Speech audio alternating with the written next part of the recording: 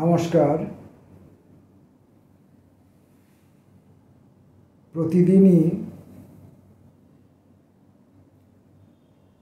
কবিতা পড়ে থাকি এবং যা কবিতা পড়ি তা সবই এই সময়ের বা বিগত কয়েক দশকের। তার চেয়ে পুরনো সময়ের কবিতা পড়া হয় না, মানে পড়তে সাহস পাই না। আজকে সাহস করে রবীন্দ্রনাথের জীবন স্মৃতি হাতে নিয়ে বসেছি। জীবন স্মৃতি হাতে নিয়ে বসলাম, তার উদ্দেশ্য হচ্ছে যে পড়াটা কলেজ জীবনে ছিল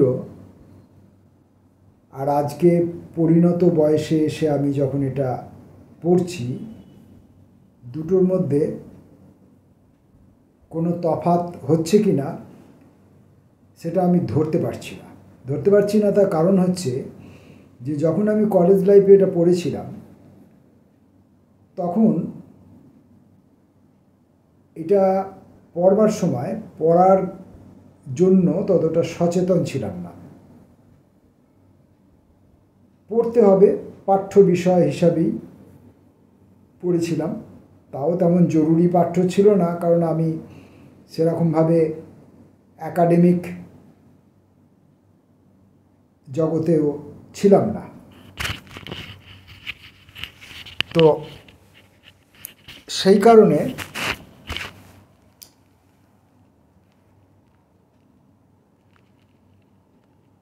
বা কোনো শিক্ষক মশাইয়ের কাছ থেকে সেটার উপরে কোনো আলাপ আলোচনা, ব্যাখ্যা বিশ্লেষণ ইত্যাদি শোনার সৌভাগ্য হয়নি। নিজে পড়েছি, নিজের কানে দিয়ে যেটুকু ঢুকেছিল, হালকা হালকা স্মৃতি ছিল। রবীন্দ্র চর্চা আমার সেরকম ব্যাপক হারে তেমন নাই। তো যাই হোক, আজকে আমি রবীন্দ্রনাথের জীবন স্মৃতি আবার পড়বার জন্য শুরু করেছি। আরও একটা উদ্দেশ্য হচ্ছে যে আমার যারা অনুজ পরিবারে এবং অন্যান্য সূত্রে, পরিবারে আমার ছেলে মেয়ে নাতি নাতনি, তাদের জন্য এবং অন্যান্য যে সমস্ত অনুজরা বিভিন্ন সূত্রে আমার সঙ্গে সম্পর্কিত, তাদের জন্য আমি এই জীবন স্মৃতিটা অল্প অল্প করে প্রতিদিন অল্প অল্প করে পড়ব, যদি তাদের এতে কোনো সুবিধা হয়। আজকে সূচনা পর্ব দিয়েই শুরু করছি। স্মৃতির পটে জীবনের ছবি কে আঁকিয়া যায় জানি না, কিন্তু যেই আঁকুক সে ছবিই আঁকে। অর্থাৎ যাহা কিছু ঘটিতেছে তাহার অবিকল নকল রাখিবার জন্য সে তুলি হাতে বসিয়া নাই। সে আপনার অভিরুচি অনুসারে কত কি বাদ দেয়, কত কি রাখে। কত বড়কে ছোট করে, ছোটকে বড় করিয়া তোলে। সে আগের জিনিসকে পাছে ও পাছের জিনিসকে আগে সাজাইতে কিছুমাত্র দ্বিধা করে না। বস্তুত তাহার কাজই ছবি আঁকা, ইতিহাস লেখা নয়। এই রূপে জীবনের বাহিরের দিকে ঘটনার ধারা চলিয়াছে, আর ভিতরের দিকে সঙ্গে সঙ্গে ছবি আঁকা চলিতেছে। দুইয়ের মধ্যে যোগ আছে, অথচ দুই ঠিক এক নহে। আমাদের ভিতরের এই চিত্রপটের দিকে ভালো করিয়া তাকাইবার আমাদের অবসর থাকে না। ক্ষণে ক্ষণে ইহার এক একটা অংশের দিকে আমরা দৃষ্টিপাত করি, কিন্তু ইহার অধিকাংশই অন্ধকারে অগোচরে পড়িয়া থাকে। যে চিত্রকর অনবরত আঁকিতেছে, সে যে কেন আঁকিতেছে, তাহার আঁকা যখন শেষ হইবে তখন এই ছবিগুলি যে কোন চিত্রশালায় টাঙাইয়া রাখা হইবে, তাহা কে বলিতে পারে? কয়েক বৎসর পূর্বে একদিন কেহ আমাকে আমার জীবনের ঘটনা জিজ্ঞাসা করাতে একবার এই ছবির ঘরে খবর লইতে গিয়াছিলাম।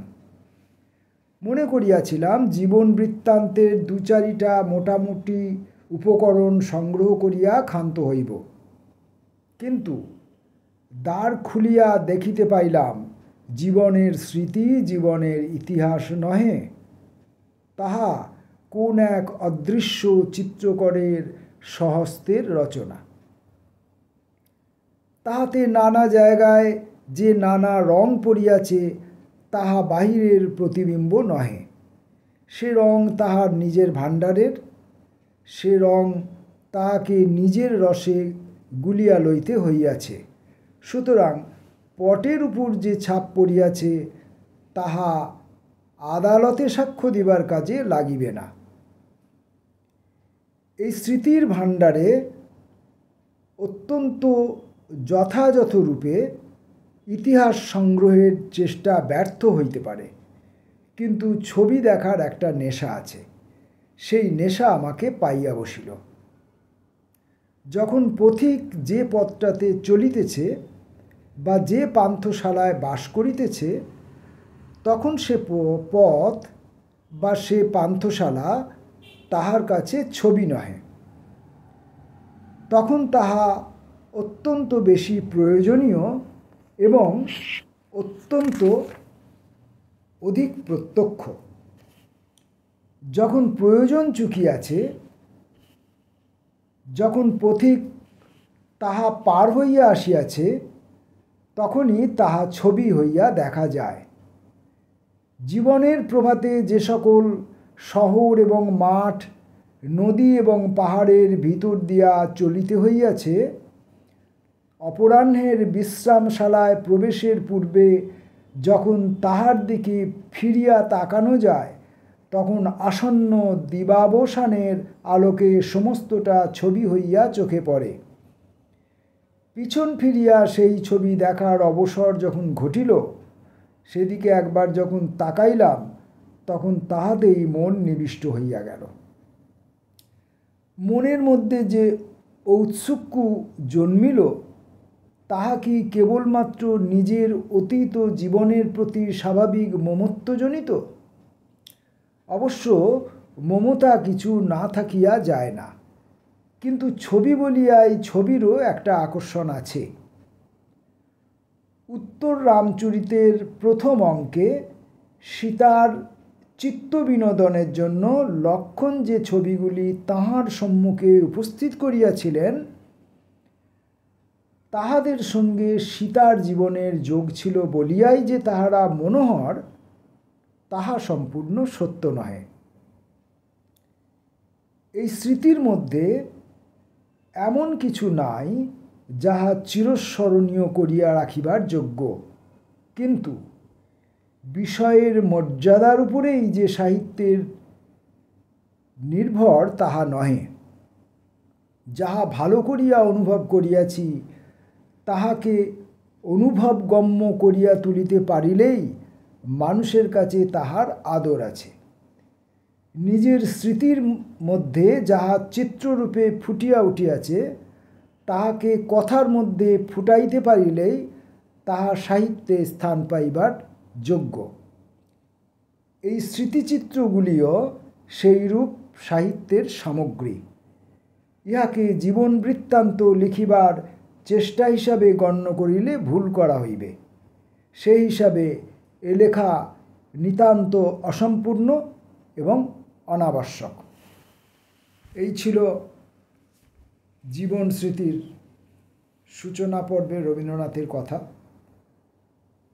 এখান থেকে আমরা মুখ্যত যে বিষয়গুলি জানতে পারলাম, সেটা হচ্ছে যে রবীন্দ্রনাথ নিজের জীবনের কাহিনী, জীবন চরিত বা জীবনী লেখার জন্য জীবন স্মৃতিতে হাত দেননি। তিনি স্মৃতি শব্দটি যোগ করেছেন, অর্থাৎ স্মৃতিতে যেটুকু পড়বে সেটা ছোট ঘটনাও হতে পারে, বড় ঘটনাও হতে পারে। সেরকম আবার সেই স্মৃতির মধ্যে কিছু কল্পনা, যেহেতু স্মৃতি, তাই স্মৃতি হুবহু অনুপুঙ্খ ঘটনা বর্ণনা করতে পারে না, যেহেতু তাই তার উপর কিছু কল্পনার রঙও লেগে থাকা স্বাভাবিক, লেগে থাকবে, এই প্রস্তুতি তিনি আগেই নিয়ে নিয়েছিলেন। আরেকটি বিষয় জানতে পারলাম, সেটা খুব গুরুত্বপূর্ণ বিষয়, যে বিষয়ের মর্যাদার ওপর সাহিত্যের গুণ নির্ভর করে না, সাহিত্যের অস্তিত্ব নির্ভর করে না। বিষয় যে খুব ভারী ওজনদার হলেই সেটা সাহিত্য পদবাচ্য হয়ে উঠবে তেমন কিন্তু নয়। বিষয় জিনিসটা আলাদা, সেটা চর্চার বিষয়, সেটা গবেষণার বিষয়, সেটা অন্য জিনিস, কিন্তু সেখানে একদম ফাঁকি মারার কোনো জায়গা নেই। সেখানে যা সত্য হুবহু তাই তুলে ধরতে হবে, তা প্রীতিকর হোক অপ্রীতিকর হোক, ভালো হোক মন্দ হোক, সবই সেখানে লিখতে হবে বা সেখানে বিবেচ্য। কিন্তু সাহিত্যের ক্ষেত্রে তেমনটি নয়। সাহিত্যের ক্ষেত্রে আমাদের হৃদয় যেটুকুকে হজম করে, এবার তারপর তার নিজের মনের রঙে সেটাকে যেভাবে সে রাঙিয়ে তোলে, তারপর তার থেকে আবার যেটুকু সে পরিবেশন করতে পারে, সেটুকুই হলো সাহিত্য।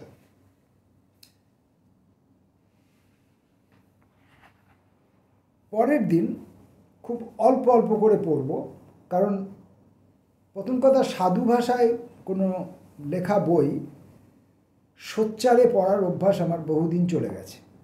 আমি সাধু ভাষায় লেখা বই পড়তে পারি না।